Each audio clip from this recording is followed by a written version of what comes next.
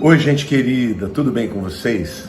No vídeo de hoje eu quero responder para vocês e falar o que acontece após a morte, na visão de diversas religiões ou de diversos pontos de vista.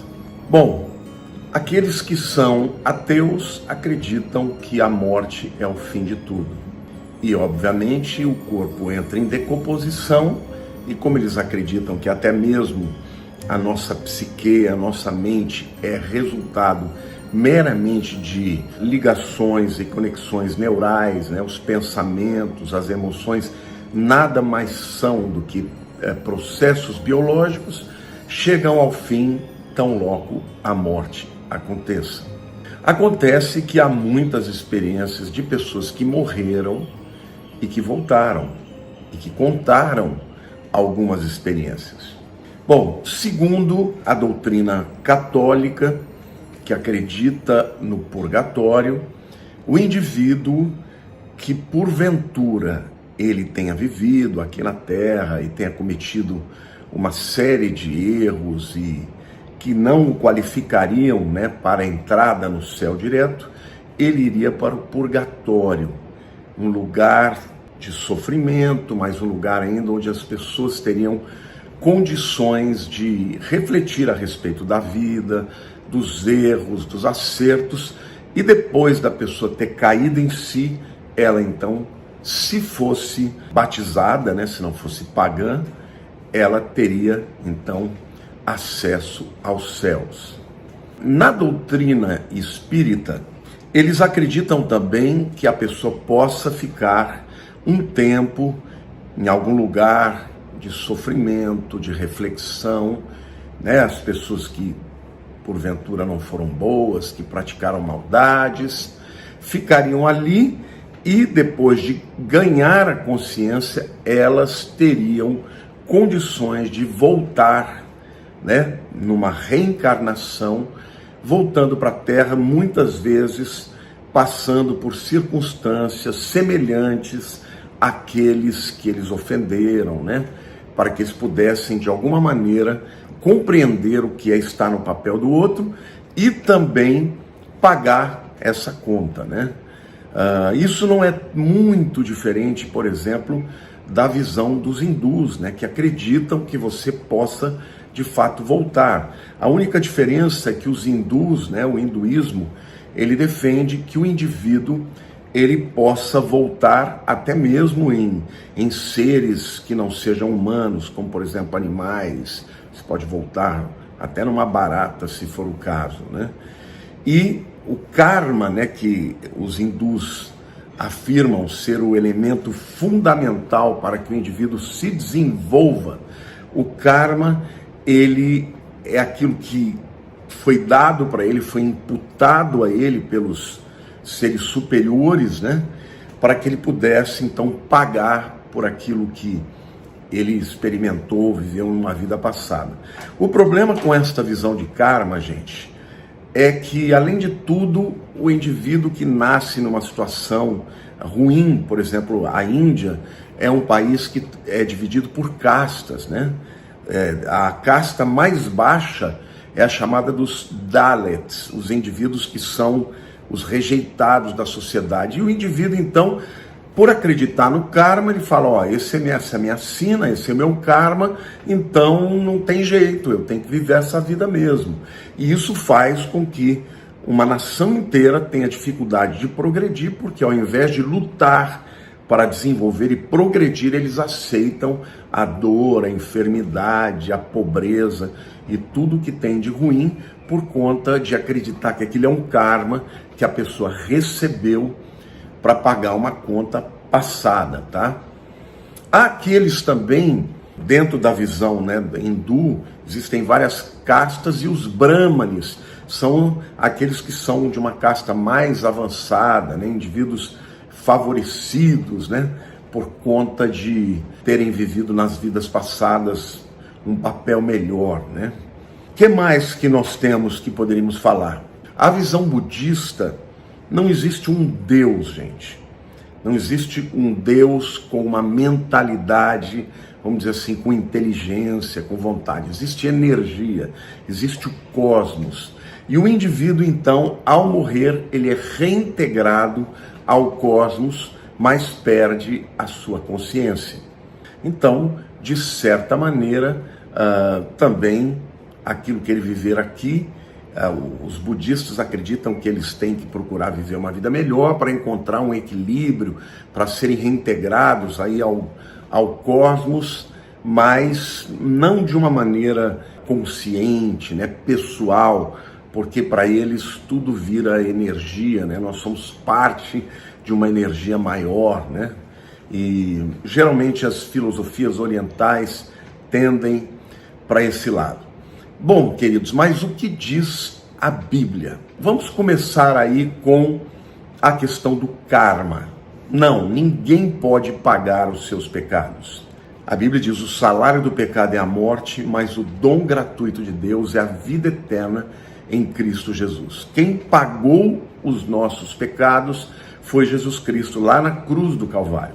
Então, não faz sentido, se você pudesse pagar e de alguma maneira você merecer o céu, então, querido, por que Jesus teria morrido? Deus enviou o seu Filho porque não havia nenhuma possibilidade de alguém estar na presença de Deus se não fosse através do sacrifício de Jesus Cristo. Então, com certeza não tem essa coisa de karma. Se você nasceu numa condição ruim, você pode reverter essa condição aqui na Terra, através do trabalho, através das oportunidades que a vida e o próprio Deus te dá, através daquele sentimento de que eu quero vencer, eu preciso vencer, eu vou fazer o que for necessário para eu não permanecer nessa condição terrível na qual eu nasci. E a gente vê a história de tanta gente que saiu do nada e que se tornou vencedor, não é isso? Então, espiritualmente, ninguém pode pagar pelos seus pecados.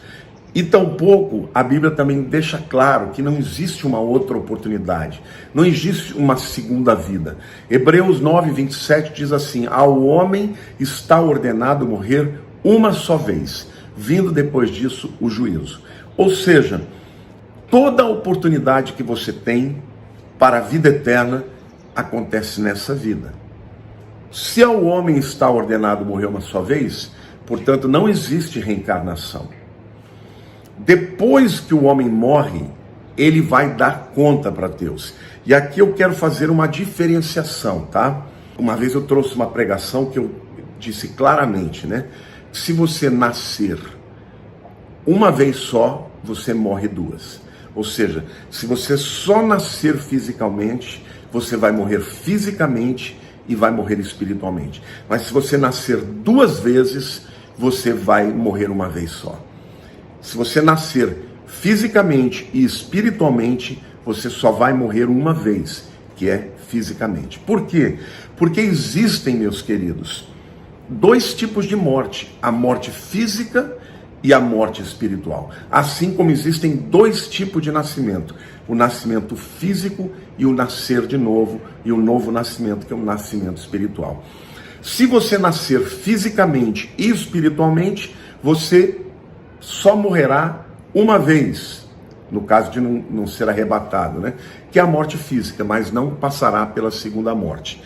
Isso significa, gente, que aquele que morre em Cristo Jesus, a Bíblia diz, o próprio Senhor Jesus: quem crê em mim tem a vida eterna, não entrará em juízo, mas passou da morte para a vida.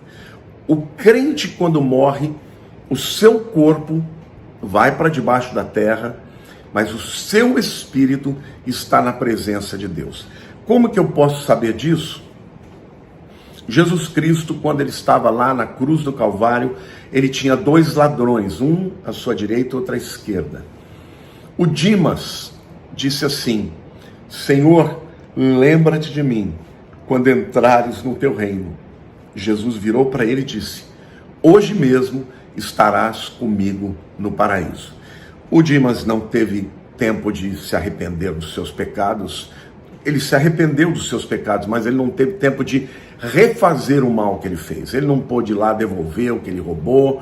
Se ele matou alguém, ele não pôde trazer de volta. Ele não teve tempo de ser batizado. Ele não teve tempo de nada. O único momento que ele teve que mudou a história da vida dele foi que ele olhou para Jesus no seu estado mais fragilizado, nu, crucificado, e ele diz: Filho de Deus, lembra-te de mim quando entrares no teu reino. Em outras palavras, ele estava dizendo para Jesus: você é o rei dos judeus, eu creio nisso. Foi por conta disso que Jesus disse: hoje mesmo estarás comigo no paraíso. Aqui vale a pena fazer um parêntese importante. Antes de Cristo ressuscitar, gente, as pessoas que morriam iam para os salvos, iam para o seio de Abraão. Era o lugar onde ficava o Sheol, que tinha, na verdade, um abismo. De um lado ficavam os salvos, do outro lado do abismo os perdidos. Na história do rico e o Lázaro, Jesus deixa claro isso, quando ele conta que o rico, ele está vendo o Lázaro do outro lado, e ele está desesperado, com sede, já consciente da sua perdição, e ele fala com Abraão: Pai Abraão, peça ao Lázaro para que molhe a ponta do dedo na água e ponha na minha língua para matar minha sede. E o pai Abraão fala: olha, existe um abismo, os que estão aqui não podem passar para aí, os que estão aí não podem vir para cá. Aí ele diz: então deixa eu voltar para avisar os meus irmãos. Abraão falou: também não pode voltar. Eles têm os profetas e eles têm a lei, né? A lei e os profetas. A lei era a Torá, né? Os 5 livros de Moisés, e os profetas são Naviim, são todos os livros do Velho Testamento proféticos, né? Eles têm a Bíblia. Então a oportunidade que eles têm é de ler a Bíblia e de crer nela e de obedecer a Deus. Foi isso que o pai Abraão falou. Então fica claro, gente, que antes da ressurreição de Cristo, as pessoas iam para esse local, Sheol, né? Quando Jesus ressuscitou, a Bíblia diz que ele levou cativo o cativeiro. Ele desceu à mansão dos mortos, né? Proclamou a sua vitória, tomou as chaves do inferno, que estava na mão de Satanás, e levou os salvos, levou cativo o cativeiro, levou consigo todos os salvos que hoje não mais estão nesse lugar chamado Sheol, ou no grego chamado Hades, mas estão no paraíso, que é o terceiro céu. O terceiro céu onde está o trono de Deus, gente. Porque existem 3 céus, segundo a palavra de Deus. O primeiro é o firmamento, né? Vocês estão vendo atrás de mim aí um céu azul lindo. Os segundos céus são as regiões celestiais, onde estão os principados e potestades, onde está o trono de Satanás, tá? Mas o terceiro céu é onde está o trono de Deus, e é para lá que todos os salvos vão em espírito, e eles ficam aguardando até o dia do arrebatamento, quando eles terão recobrados o seu corpo. O seu corpo vai ressuscitar, vai ser transformado num corpo glorificado, e ali o corpo vai se juntar ao espírito e à alma, e certamente viveremos eternamente neste novo corpo que não pode pecar e não é destruído, e viverá eternamente. Mas hoje, a pergunta que me faz: uma pessoa quando morre, ela fica dormindo, pastor? Não, queridos, ela não fica dormindo, ela fica consciente. Não, mas então por que a Bíblia fala dos que dormem? Isso é um eufemismo. Você sabe o que é um eufemismo? Um eufemismo é uma maneira de você falar de uma forma mais suave de alguma coisa dura e pesada. Então, quando Paulo fala os que dormem, ele está se referindo aos que morreram em Cristo. Por quê?